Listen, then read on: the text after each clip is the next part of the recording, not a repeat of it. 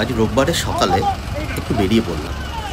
অনেক দিন local bus train এগুলোতে চড়া হয়নি, তাই প্রথমেই একটা লোকাল বাস ধরলাম। কোলাঘাট ব্রিজ পেরিয়ে মিনিট 40 গিয়ে ধুলাগড় থেকে আরেকটা বাস ধরে নিলাম এবং সেই বাসটা নেমে গেলাম বালিহল্টে। বাস থেকে নেমে পড়লাম।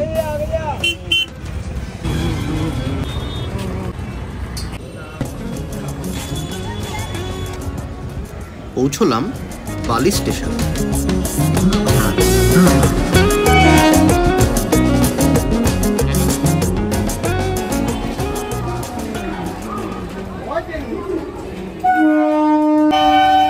মিনিট 10-এর মধ্যেই আপে একটা ট্রেন এলো ব্যান্ডেল লোকাল। উঠে পড়লাম ব্যান্ডেল লোকালে। গন্তব্য চন্দননগর।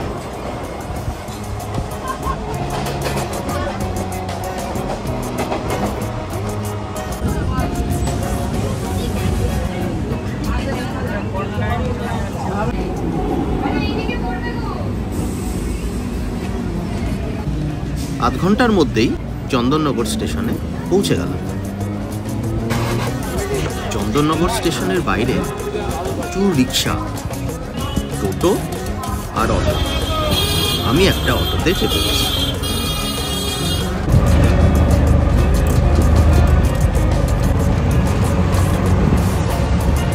অটোটা আমাকে চন্দননগর স্ট্যান্ডে নামিয়ে দিল।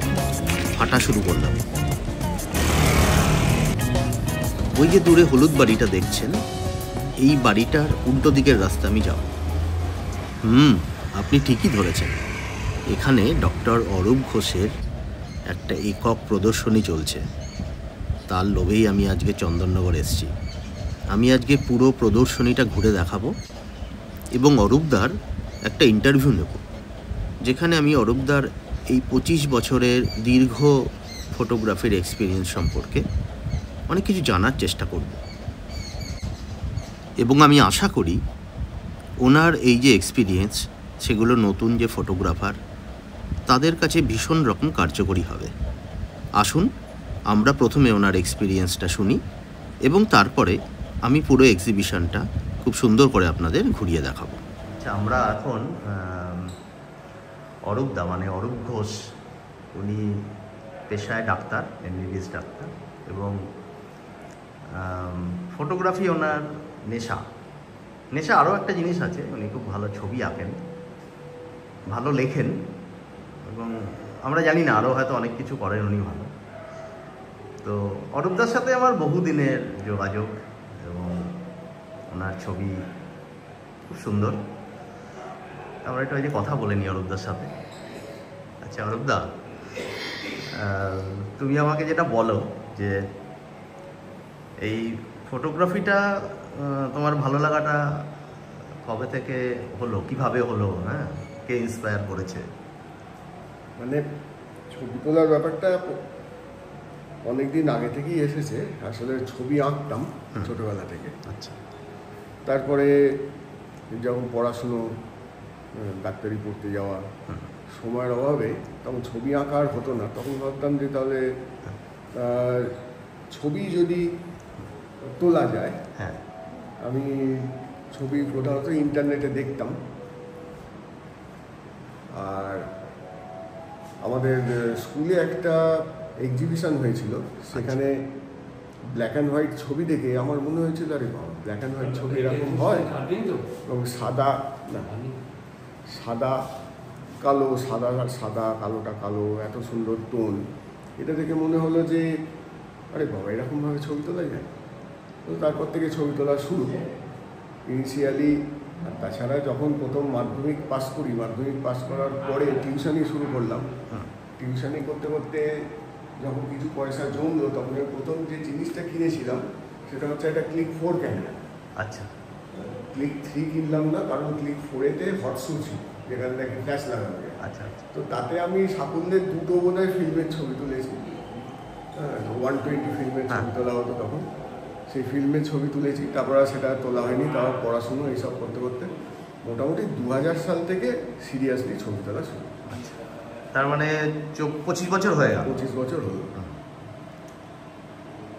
আচ্ছা, তো তোমার ছবির যে মেইন কোন জনারটা তোমার মানে আমি পছন্দ করা? আমি সবসময় হিউম্যান অ্যাক্টিভিটিস, হিউম্যান আচ্ছা, মানুষ ইন্টারেস্ট, নিয়ে। মানুষ নিয়ে এটা নিয়েই কাজ করতে ভালোবাসি। সেটা ফেস্টিভ্যাল হোক, স্ট্রিট হোক বা যে কোনো এ হোক, কিন্তু মানুষ থাকবে সেটাই ভালোবাসি। এবং ব্ল্যাক অ্যান্ড হোয়াইটটাই বেশি পছন্দ করি, সাদা আচ্ছা। সাদা ছবি। না, সেটাই। আমরা এখন অ্যাকচুয়ালি অরূপদার একটা এক্সিবিশনে আছি। এই এক্সিবিশনটা আমি কিছুটা দেখাবো সবাইকেই। তো এই এক্সিবিশনটা পুরোটাই কিন্তু ব্ল্যাক অ্যান্ড হোয়াইটে উঠেছে, এবং 2025 সালে দাঁড়িয়ে ব্ল্যাক অ্যান্ড হোয়াইটে কিন্তু এখন খুব কম লোকই এক্সিবিশন করে বা ছবিগুলো প্রসেস করে, কিন্তু অরূপদা করেছে এবং অসম্ভব একটা দারুণ এক্সিবিশন। আমি এটা রিভিউ দেবো। হ্যাঁ, আচ্ছা অরূপদা, আরেকটা জিনিস আপনি বলুন যে আপনার তো আপনি একজন প্রফেশনালি ডাক্তার, এবং ডাক্তারের একটা বিরাট রেসপন্সিবিলিটি আছে। তো এইটা এত বড় একটা জব সামলে আপনি হবিটা, সেটা শুধু হবি নয়, মানে সেটা একটা খুব সিরিয়াস, মানে আমি আপনাকে যতদিন দেখেছি সেটা খুব একটা সিরিয়াস ব্যাপার। তো সেইটা সামলানোর এটা কি মানে? না, আসলে ডাক্তারি দু রকমই আছে, ব্যাপার আছে। আমি চাকরি করি একটা জায়গায়, তো চাকরি করার সাথে সাথে যদি আমি প্রাইভেট প্র্যাকটিস করতাম তাহলে হয়তো আমি ছবি তোলার বা ছবি আঁকার সময় পেতাম না। ঠিক। তো আমি ওই জায়গাটাকে আমি ছেড়ে দিয়ে শুধু চাকরির উপর একটা নিয়ম ধরা সময়ের মধ্যে কাজ করে বাকি সময়টা এইভাবে ব্যবহার করি। আচ্ছা আচ্ছা অরূপদা, আরেকটা জিনিস আমাকে একটু বলো যে তুমি কোথায় কোথায় গেছো? এই যে ছবি তুলেছো, নিশ্চয়ই বহু জায়গায় গেছো, কারণ মানুষের ছবি তুলতে তুলতে তো বহু জায়গায় যেতে হয়। হ্যাঁ, সেটা তো বিভিন্ন প্রান্তে গিয়েছি, যেমন উত্তরবঙ্গে বিভিন্ন জায়গায় বিভিন্ন ফেস্টিভ্যাল কভার করার জন্য গিয়েছি। তারপর হোলি কভার করার জন্য বার্সানা, নন্দগাঁও এসব জায়গাগুলো গিয়েছি। তো কুম্ভ মেলা আছে, গঙ্গাসাগর আছে। তাছাড়াও ছোটো ছোটো মেলা অনেক হয়, আমাদের লোকালি মেলা হয়, একটু দূরে দূরেও মেলা হয়। সেসব মেলাগুলোতে গাজন, সতী মায়ের মেলা, তারপর অনেক তোমার দেখবে যে মুসলিমদেরও অনেক ইভেন্ট হয়, যেমন ঈদের ব্যাপারটা থাকে, মহরম থাকে। তারপরে এই যে ঈদ আসছে, এখন রমজান মাস চলছে, এখন ওই জাকারিয়া স্ট্রিটে খুব সুন্দর ছবি তোলার একটা থাকে, অপরচুনিটি থাকে, সেখানে যাওয়া, কলকাতার রাস্তায় হেঁটে ছবি তোলা, এইভাবেই চলে। আচ্ছা, আর তুমি আমাকে আরেকটা জিনিস বলো যে তুমি তো এই যে ছবি তোলার এর মধ্যে অনেকগুলো ট্রানজিশন দেখেছো, কারণ যেহেতু 25 বছর ধরে ছবিটা তোলা, তার মানে তুমি নিশ্চয়ই ফিল্মে তখন তুলতে, হ্যাঁ, তখন স্লাইড ফিল্মে তুলতে, তারপর ডিএসএলআর এলো, তারপরে মিরারলেস এলো। হ্যাঁ, এখন তুমি মিরারলেসেই তুলেছো ছবি। প্রথম তো যেহেতু একটা অনেক এক্সপিরিয়েন্স তোমার, এইটা তোমার মানে এই যে ট্রানজিশনের জায়গাটা, এর ভালো দিকগুলো, এর যে কিছু পজিটিভ দিক আছে, কিছু নেগেটিভ দিক আছে, তো সেইটা তোমার কি মনে হয়েছে? যে আসলে প্রথমে যখন নেগেটিভে ছবি তুলতাম বা ট্রান্সপারেন্সিতে ছবি তুলতাম, তখন ছবি তোলার পরে দেখার সুযোগ ছিল। এখন যেমন দেখলাম সাথে একটা হলো না, আচ্ছা পেছন পেছন তাড়া করে আর একটা ছবি তুললাম, এরকম ব্যাপারটা। তখন কিন্তু ছিল পুরোটা একদম পারফেক্ট ম্যানুয়ালি এবং ভিজুয়ালি ছবিটাকে পারফেক্ট করে বাড়িতে এসে এবার দেখা গেল যে ডেভেলপ করে কি দাঁড়ালো। এমনকি আমরা যখন সবথেকে ইন্টারেস্টিং লাগতো ব্ল্যাক অ্যান্ড হোয়াইট ফিল্মগুলোকে যখন ডেভেলপ করার পরে, যখন আস্তে আস্তে ছবিটা ফুটে বেরোতো, রিভিল হতো ছবিটা, তখন যে আনন্দটা, যে কী হবে একটা সাসপেন্স, আর হবার পরে আর সাবাস কি সুন্দর হলো, এই জিনিসটার মজাটা এখন চলে গেছে প্রথম। কারণ এখন আমি দেখছি ছবিটা হলো না, আবার করলাম, আবার হলো না, আবার করলাম। তারপর এখন তো অটো ফোকাস থেকে আরম্ভ করে কন্টিনিউয়াস ট্র্যাকিং ব্যাপার, এইসব ব্যাপারগুলো অ্যাডভান্টেজ হয়েছে অনেকটাই, যে আমি সাবজেক্টের দিকে বেশি মন দিতে পারছি, আমাকে এই দিকটা মন দিতে হচ্ছে না, ফেটিংসে মন দিতে হচ্ছে না, এই অ্যাডভান্টেজটা নেওয়া যায়। এটা ছাড়া আরেকটা সমস্যা যেটা হয়েছে এই আধুনিকে, যখন ফিল্ম ছিল তখন কিন্তু যারা প্যাশনেট এবং প্রফেশনাল তারাই ছবি তুলত। আর এখন মানে সেই গোপাল ভাঁড়কে রাজা কৃষ্ণচন্দ্র জিজ্ঞাসা করেছিলেন যে বলো কোন পেশায় সব থেকে লোক বেশি, সে বলেছিল ডাক্তার। তো সেটা আবার কী করে হয়, ডাক্তারি পেশায় সব লোক? বলছে হ্যাঁ, এই দেখুন না, একজন হাত ভেঙে এসছে, তাকে যেই হাত ভেঙে ঢুকলো তাকে সবাই একটা করে জ্ঞান দিয়ে দিল, হাতটা এই করো, হাতটা এই করো, হাতটা ঝুলিয়ে রাখো, হাতটা এইরকম বেঁধে রাখো। তখন বললো দেখেছেন সবাই ডাক্তার। তো আজকে হয়ে গেছে সবাই ফটোগ্রাফার। আগে আমরা কোনো ইভেন্টে গেলে আমরা বলতাম যে বাবা এখানে 10 জন 12 জন ছবি তুলতে এসছে, আর এখন কোনো ইভেন্টে গেলে যত মানুষ সবাই ফটোগ্রাফার, সবাই মোবাইলে ছবি তুলছে। হ্যাঁ, সেটা ঠিক। আর একটা অরূপদা, সেটা আমিও যেহেতু তুমি জানো আমরা অনেকদিন ছবি তুলছি, তো আমি আরেকটা থ্রেড যেটা দেখতে পাচ্ছি, এই যে ফটোগ্রাফার আগে যারা ছবিটা তুলতো তাদের মধ্যে একটা ভালোবাসা বা ভালো লাগা না থাকলে সে তুলতো না, কিন্তু এখন অনেক তথাকথিত ফটোগ্রাফার হয়েছে যারা হয়তো ফটোগ্রাফিটাকে সেই লেভেলে ভালোবাসে না, এবং তারা গিয়ে আমাদের সেই ফটো তোলার জায়গাটা এবং যে যারা আমাদের সাবজেক্ট তো একটা বড় ব্যাপার, যে সাবজেক্ট তাকে যেন আমরা ঠিকঠাক করে হ্যান্ডেল করি, তো সেই জায়গাটার জন্য কিন্তু আমার এক্সপিরিয়েন্সে আমি দেখেছি অনেক জায়গাগুলো এখন সব ফটোগ্রাফারদের জন্য বন্ধ হয়ে গেছে এবং ভবিষ্যতে আরও হচ্ছে। আর এই ট্রেন্ডটা জাস্ট কুমোরটুলিতে গেলেই বোঝা যায়। আগে আমরা যখন কুমোরটুলিতে যেতাম ফাঁকা ঘুরতাম, ছবি তুলতাম, সব ঠিক আছে। আর এখন তো কুমোরটুলিতে আমি রিসেন্ট একটা সিরিজও তৈরি করেছি, কুমোরটুলিতে গেছে শুধু রিল তৈরি করার জন্য, একের পর এক রিল তৈরি করে যাচ্ছে। আর যারা কারিগর তারা অত্যন্ত বিরক্ত হচ্ছে, কিছু বলতেও পারছে না, কেউ কেউ বলছে, কেউ কেউ দরজা বন্ধ করে দিচ্ছে। তো এই যে পরিস্থিতিগুলো তৈরি হচ্ছে না, তার সবথেকে বড় কথা হচ্ছে কি আমরা ক্যান্ডিড ছবি তুলতাম, যেটা ঘটছে সেটা তুললাম, এখন ঘটাচ্ছে একটুখানি মুখটা ঘোরান তো একদম সে একটা কাজ করছে, একটুখানি মুখটা তুলুন, একটু চোখটা আমার দিকে তাকান, আরে সেই করবে সেটা কাজ করবে, যার ফলে সে কী করছে দরজা বন্ধ করে দিচ্ছে। আর নাহলে বলছে ছবি তোলা নিষেধ, সামনে টানিয়ে দেবে ছবি তোলা বাড়ি, এখন এই সমস্যাগুলো তো হচ্ছে। এটা একটা বড় থ্রেট যারা সিরিয়াস ফটোগ্রাফার তাদের ক্ষেত্রে। হ্যাঁ, এবার তারপরে এরকমও ঘটনা ঘটছে, যেমন বার্সেলোনাতে বা নন্দগাঁওতে এখন হচ্ছে, এখন পয়সা দিয়ে ওরা ম্যানেজ করছে লোকাল লোককে, এবং যারা পয়সা দিচ্ছে না বা যারা এমনি ছবি তুলতে যাচ্ছে তাদেরকে ওখান থেকে সরিয়ে দিচ্ছে, যারা পয়সা দিচ্ছে তাদেরকে সামনে, মানে লোকাল লোক সামনে এগিয়ে দিচ্ছে। একদম। 2016-তে আমি বৃন্দাবন গেছিলাম ছবি তুলতে, এবং বৃন্দাবনে একটা মন্দিরের ভেতরে ছবি তুলছিলাম, সেখানে আমাকে ঘাড় ধাক্কা ধরে বার করে দেওয়া হলো, কারণ আমার জায়গায় একটা জাপানি মেয়েকে 500 টাকা দিয়ে ঢোকানো হলো, এবং এটা জেনুইন যারা ফটোগ্রাফার তাদের ক্ষেত্রে একটা বড় থ্রেট, এটা একটা ভীষণ বড় থ্রেট। এর আগের বছরই আমার বন্ধুরা গিয়েছিল, তাদের নন্দগাঁওতে গেলে আমরা একটা জায়গায় বসি, সকাল 8টা-9টার মধ্যে পৌঁছে যাই, 4টের সময় ইভেন্ট হয়, ঠিক সেই ইভেন্টের জন্য ওই 8 ঘন্টা বসে থাকা, খাওয়া নেই, বাথরুম যাওয়া নেই, ওই জায়গাটা দখলে রাখার জন্য বসে থাকা। বলে ওরা বসে আছে ওখানে, ঠিক ইভেন্টটা শুরু হবে সেই সময় কয়েকটা ছেলে এলো, পুরো হুড়ুর করে তুলে দিল ওদেরকে, উঠে যান বলে ফরেনারদের বসিয়ে দিল। সমস্তটা ডলারের খেলা, ঠিক। আলটিমেটলি ওরা ছবি সেরকম তুলতে পারলো না। আর এখন মোটামুটি এইসব হওয়ার ফলে এবার ছবি তোলা যারা ভালোবাসে তারা করবে কি, তারা অন্যরকমভাবে ভাবনা চিন্তা করবে, এখন সেইভাবে ভাবনা চিন্তা অন্যরকম পাল্টাতে হচ্ছে।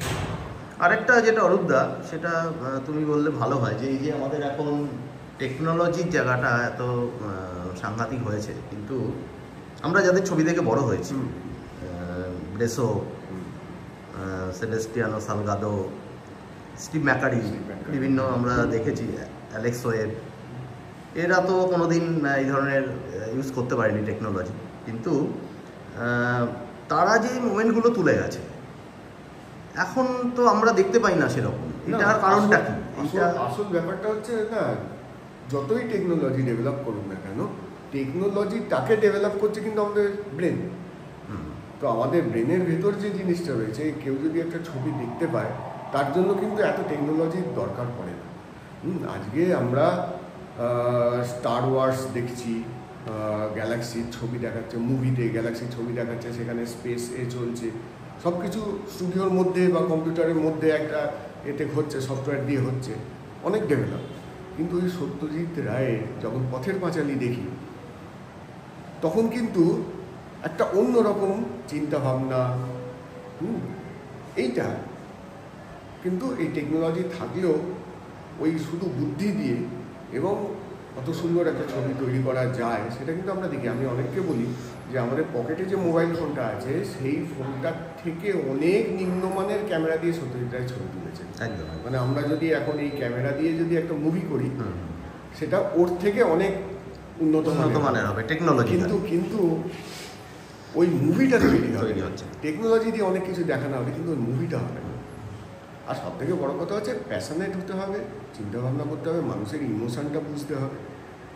আর সব থেকে বড় কথা হচ্ছে একটা ভালো মানুষ হতে হবে। ভালো মানুষ যদি কেউ না হয় তাহলে সে কোনো দিকেই কোনোভাবে ভালো হতে পারে না। একদম। আর যেহেতু অনেক দিন ছবি তোলা হয়ে গেছে, এবারে ভবিষ্যতে নিশ্চয়ই কিছু পরিকল্পনা আছে।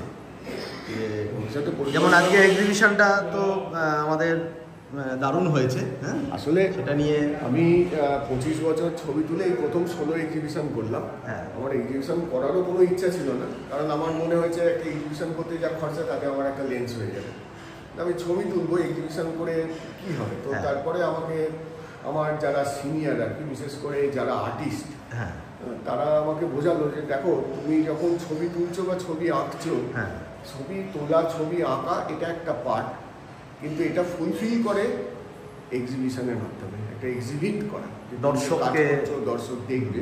এই এক্সিবিট করাটা না হলে কিন্তু তোমার যে প্যাশন এটা ফুলফিল হচ্ছে না। তো আমি চিন্তা করলাম ঠিক আছে 25 বছর হলো, এবার না একটা এক্সিবিশন করা যায়। তো এই এক্সিবিশন তাহলে এইটাই প্রথম 16 এক্সিবিশন, ফার্স্ট হলো। এর আগে এমনি গ্রুপেতে যেমন ক্লাবেতে যখন হতো এক্সিবিশন হতো, সে গ্রুপেতে দেওয়া হতো, সেটা আলাদা। কিন্তু একটা 16 এক্সিবিশন না করলে একটা আর্টিস্টের সত্তা বোঝা যায় না। একটা আর্টিস্টকে চিনতে গেলে, তার সত্তাটা বুঝতে গেলে একটা 16 এক্সিবিশন দরকার, সেখান থেকে বোঝা যায়। যারা নতুন আসছে, নতুন আমাদের প্রজন্ম, তারা তো ছবি তুলছে এবং তারা ন্যাচারালি অনেক রকম চ্যালেঞ্জের মুখে পড়েছে। এখন তারা বাজারে কম্পিটিশান অনেক বেশি, তাদের ছবি তোলার যে শেখার জায়গা সেগুলো অন্যরকম হয়ে গেছে।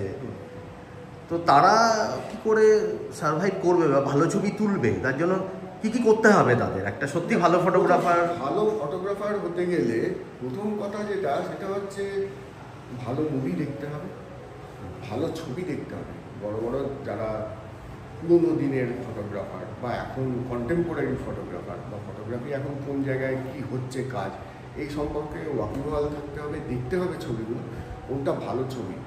বারবার ভালো ছবি দেখলে মনের মধ্যে কোনটা ভালো ছবি চলে আসবে, বা কোনটা আমি তুলবো কোনটা তুলবো না, সেটা তখন ফ্রেম নিজের মনের মধ্যে চলে আসবে। সেই জায়গা থেকে দেখতে গেলে খুব প্যাশনেট হতে হবে।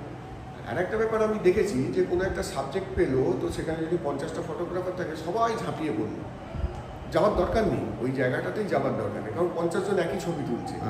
নিজেকে ইউনিক হতে হলে করতে হবে কি, নিজেকে সরিয়ে ফেলতে হবে, সরিয়ে ফেলে এমন জায়গায় ছবি তুলতে হবে যেখানে অন্য কেউ নেই, যে ছবিটা অন্য কেউ নেবে না। ঠিক ঠিক। যেমন আমি এবারে কুম্ভ মেলায় গিয়েছিলাম, কুম্ভ মেলাতে স্পেশাল অ্যাট্রাকশন থাকে, নাগা সন্ন্যাসী, সাধুদের আখড়া, গাঁজা খাচ্ছে, বিভিন্ন রকম অ্যাক্টিভিটিস চলছে, ত্রিশূল নিয়ে নাচানাচি হচ্ছে, তলোয়ার নিয়ে নাচানাচি, অনেক অ্যাক্টিভিটিস, ঠিক আছে, ওটা একটা অংশ।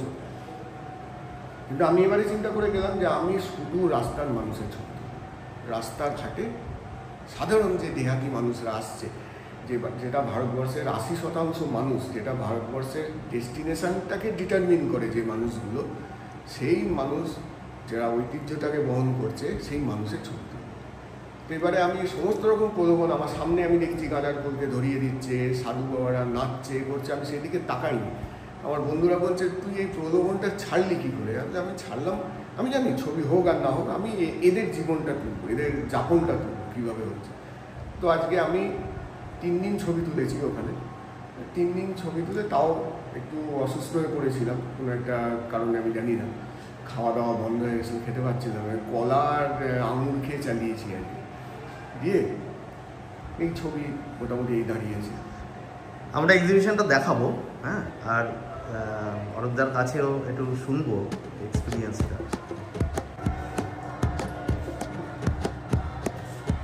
আমি একটু এক্সিবিশনটা ঘুরে দেখার একটা অসাধারণ এক্সপিরিয়েন্স। হ্যাঁ, মানে এতগুলো একসাথে ভালো ছবি দেখাটা খুব মুশকিল। একটু অরূপদার সাথে একটু কথা বলবো যে অরূপদার এই যে এক্সপিরিয়েন্সটা, এটা কিন্তু 3 দিনে তোলা ছবি। হ্যাঁ, এবং এখানে আমি যেটা দেখলাম যে একটাও তথাকথিত নাগা সাধু যার ছবি আমরা দেখে দেখে আমাদের মানে কি বলবো যে আমরা বোর হয়ে গেছি, সেটা কিন্তু নেই।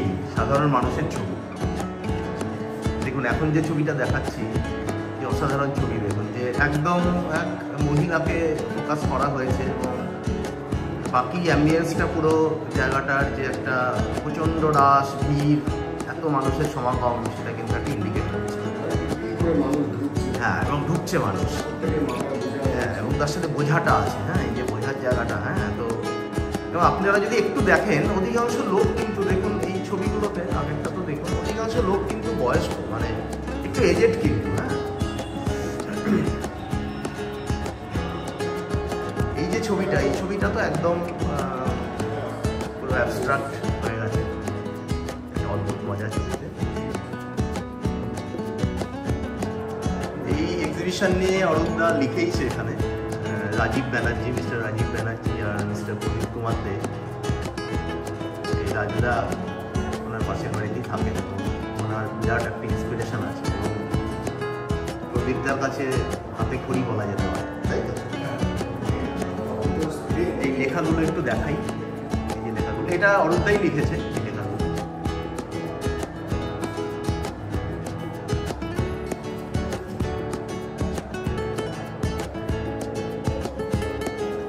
তারপরেগুলো একটু দেখাই। দেখুন সেলফি কিন্তু এসে গেছে সব ক্ষেত্রে।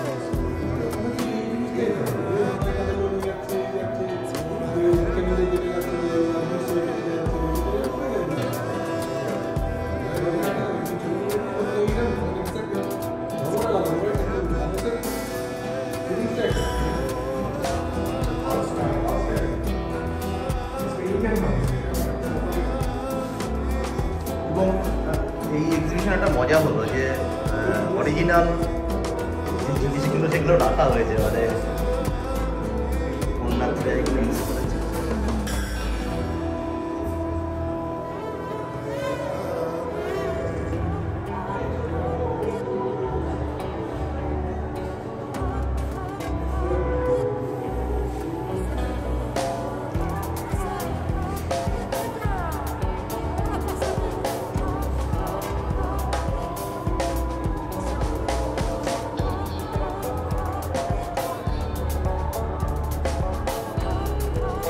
এই যে ছবিটা মানে এটা, হ্যাঁ, এটা একটা স্থানকালের ঊর্ধ্বে ছবি, মানে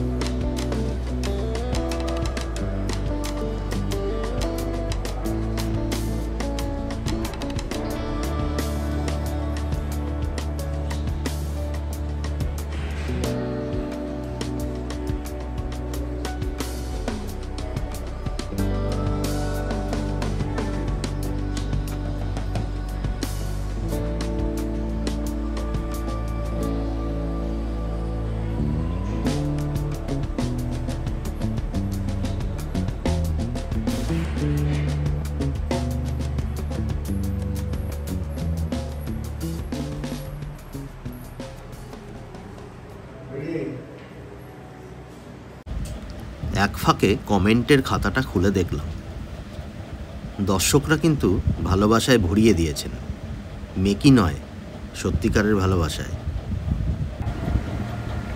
বাড়ি ফেরার পথ ধরলাম।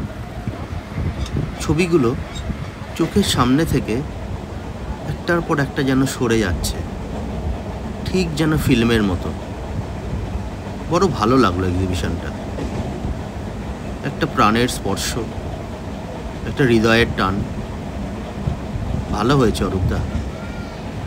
আবার আবার চাই আর একটা এক্সিবিশন। সুস্থ থেকো আর আরও ভালো ভালো ছবি তোলো। আবার দেখা হবে।